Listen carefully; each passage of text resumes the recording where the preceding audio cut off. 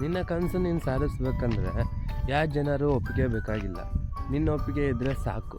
ನಿನ್ನಲ್ಲಿ ಚೂರು ನಂಬಿಕೆ ಇದ್ದರೆ ನೀನು ಸಾಧಿಸ್ತೀಯ. ನಿನ್ನ ಊಟ ನೀನೇ ತಿನ್ನಬೇಕು, ಯಾರು ಬಂದು ತಿನ್ಸಲ್ಲ. ಅದೇ ಥರ ನೀನು ಹೋರಾಡಿದ್ರೆ ಗೆಲುವು ನಿಂದಾಗುತ್ತೆ, ಇಲ್ಲ ಅದೊಂದು ಮಾತಾಗುತ್ತೆ.